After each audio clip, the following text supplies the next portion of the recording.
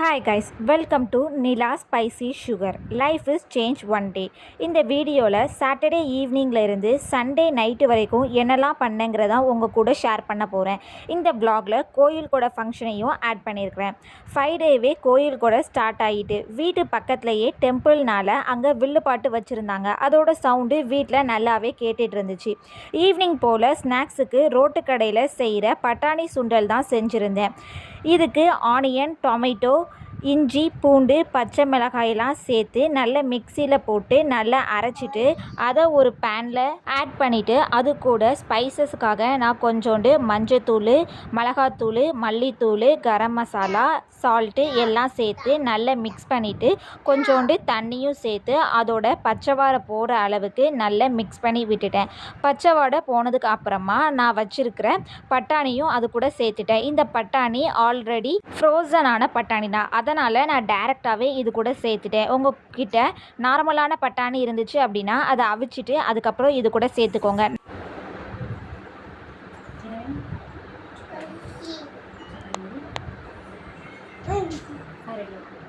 பட்டாணி ரெடியாகிட்டு இருக்கும்போதே பாப்பாவும் எனக்கும் பசிக்குது, ரெடி பண்ணி தாங்கன்னு சொல்லி கேட்க ஆரம்பிச்சிட்டா. சரின்னு சொல்லிட்டு அதில் உள்ள வாட்டர்லாம் ட்ரை ஆனதுக்கப்புறம் பட்டாணி ரெடி ஆகிடுச்சு. அதை எடுத்து ஒரு பவுலில் போட்டு நான் பாப்பாவுக்கு கொடுத்துட்டேன். எனக்கு நிறைய ஆனியன் போட்டு சாப்பிட்றது தான் பிடிக்கும், அதனால் எனக்கு நிறைய ஆனியன் போட்டு செஞ்சுட்டேன். கோயில் கொடையோட செகண்ட் நாள்னால இன்றைக்கி தெருக்கூத்து தான் போட்டிருந்தாங்க. டான்ஸு பார்க்கலான்னு சொல்லிட்டு 6 கிட்டலாம் ரெடியாக ஆரம்பிச்சிட்டேன். நான் என்னமோ 6 ரெடியாக ஆரம்பிச்சிட்டேன். ஆனால் அங்கே பார்த்தா 10 கிட்ட தான் ஆரம்பித்தாங்க. ஃப்ரெஷ்அப் ஆகிட்டு கொஞ்சம் லைட்டாக மேக்கப்பும் போட்டுட்டு கிளம்ப ஆரம்பிச்சிட்டேன். எப்போவும் பண்ணுற ஹேர் ஸ்டைலில் தான் இன்றைக்கும் போட்டிருந்தேன். எனக்கு இதுதான் கொஞ்சம் கம்ஃபர்டபுளாகவே இருக்கும் இந்த சம்மர் டைமில். ஸோ அரிசி சடை தான் போட்டிருந்தேன். எவ்வளவு தான் ட்ரெஸ்ஸு இருந்தாலும் ட்ரெஸ்ஸே இல்லைன்னு தான் ஃபீல் பண்ணுவோம். அதே மாதிரி தான் எந்த கம்மல் போடலான்னு சொல்லிட்டு ஒரே கன்ஃபியூஷன் தான். 2 கம்மலை எடுத்து வச்சுட்டு இந்த கம்மல் போடவா அந்த கம்மல் போடவான்னு சொல்லிட்டு ஒவ்வொரு கம்மலாக மாற்றி போட்டு ஒரு வழியாக இந்த ஜிமிக்கேவை சூஸ் பண்ணிட்டேன். போட்டுட்டு நானும் பாப்பாவும் கிளம்பி போக ஆரம்பிச்சிட்டோம். இந்த ட்ரெஸ்ஸு நல்லாவே சூப்பராகவே இருந்துச்சு. இதோடைய ரிவ்யூவை நான் என்னுடைய ப்ளாகில் கொடுத்துருக்குறேன், நீங்கள் வேணும்னா பார்த்துக்கோங்க. பாப்பா ட்ரெஸ்ஸை மீஷோவில் வாங்கினது. இது நான் மேரேஜ் ஆகி பார்க்குற 3வது கொடை. எல்லா டைமும் மாதிரியும் இந்த டைமும் எக்ஸைட்மெண்ட்டோடு தான் போய் பார்க்க போனேன். இந்த டைமும் நல்ல ஜாலியாகவே இருந்துச்சு. நான் 11 வரை இருந்து பார்த்துட்டு இருந்தேன். வீட்டுக்கு கிளம்பி போயிட்டேன். பட் இது 2 வரைக்கும் நடந்துச்சு. பாப்பாவும் ஜாலியாக என்ஜாய் பண்ணிகிட்டு இருந்தா. வீட்டுக்கும் கிளம்பி நாங்கள் போயாயிடுச்சு. இது சண்டே ஆஃப்டர்நூன். கவுண்டர் டாப்பும் கேஸோட ஸ்டவ்வும் ரொம்ப அழுக்காக இருந்துச்சு. ஃப்ரைடே சாம்பார் வச்சு பொங்கி வடிஞ்சிட்டு சரி அதையும் க்ளீன் பண்ணி தொடச்சி எடுத்துடலான்னு சொல்லிட்டு அதுதான் பண்ணிகிட்டு இருந்தேன். ஃபஸ்ட் டைம் கேஸை க்ளீன் பண்ணும்போது ரொம்ப பயமாக இருந்துச்சு. திடீர்னு கிடிச்சிட போகுதுன்னு சொல்லிட்டு பயமாக இருக்கும். ஸோ எப்போ க்ளீன் பண்ணினாலும் சிலிண்டரை ஆஃப் பண்ணிட்டு தான் க்ளீன் பண்ணுவேன். இப்படி தான் இந்த கேஸு கீழேயும் கவுண்டர் டாப்லேயும் இவ்வளோ அழுக்கு வருதுன்னு தெரியல. நானும் ஒவ்வொரு வாரமும் க்ளீன் பண்ணும்போது அதில் அழுக்காக தான் இருக்குது. சரின்னு சொல்லிட்டு க்ளீன் பண்ணிவிட்டு நல்லா வாஷ் பண்ணிவிட்டு அந்த பிளேஸையும் ட்ரை பண்ணிவிட்டு கொஞ்சோண்டு பர்ஃப்யூமையும் அது கூட சேர்த்துட்டேன். நல்ல ஸ்மெல்லாக இருக்குமேன்னு சொல்லிவிட்டு அதையும் அடித்து விட்டுட்டு திங்ஸ் எல்லாத்தையும் அதது பிளேஸில் அரேஞ்ச் பண்ணி வச்சுட்டேன். இன்றைக்கி மார்னிங் தூங்கிட்டதுனால மார்னிங் ஃபுட் எதுவும் ரெடி பண்ணலை. சரி ஆஃப்டர்நூனே குக் பண்ணிக்கலான்னு சொல்லிவிட்டு ஆஃப்டர்நூன் தான் குக் பண்ணி ஆரம்பித்தேன். வீட்டுக்கு பக்கத்தில் தான் கோயிலுங்கிறதுனால அங்கே பாடுற வில்லுப்பாட்டு வீட்டில் நல்ல கிளியராகவே கேட்டுச்சு. அதை கேட்டுகிட்டே ஒர்க் பண்ணிகிட்டு இருந்தேன். அது ஓடலை அப்படின்னா எங்கள் வீட்டில் இருக்கிற ஸ்பீக்கரில் ஏதாவது சினிமா பாட்டு போட்டு கேட்டுட்ருப்பேன். ஆல்ரெடி அங்கே பாட்டு ஓடுறதுனால எதுக்கு இதையும் போட்டுக்கிட்டுன்னு சொல்லிவிட்டு அங்கே ஓடுற பாட்டையே வச்சு கேட்டுகிட்டே நான் குக் பண்ண ஸ்டார்ட் பண்ணிட்டேன். குக் பண்ணுறதுக்கு முன்னாடி ஹேண்ட் எல்லாத்தையும் நல்லா வாஷ் பண்ணிவிட்டு குக் பண்ணுறதுக்கு ஆரம்பிச்சிட்டேன். இன்றைக்கி லஞ்சுக்கு தக்காளி சாதம் தான் ரெடி பண்ண போகிறேன். இது நான் ஃபஸ்ட்டாக குக் பண்ண food. But after marriage ready பண்ணும் போதெல்லாம் எப்போ வச்சாலும் இது கொஞ்சம் சொதப்பலாகவே தான் வரும். பட் கொஞ்சம் சாப்பிட்ற மாதிரி தான் இருக்கும். பிஃபோர் மேரேஜ் நான் குக் பண்ணும்போது எனக்கு மட்டும்தான் குக் பண்ணுவேன். ஸோ கொஞ்சம் குவான்டிட்டிலாம் ரெடி பண்ணுறது, அதனால டேஸ்ட்டு நல்லாவே இருக்கும்.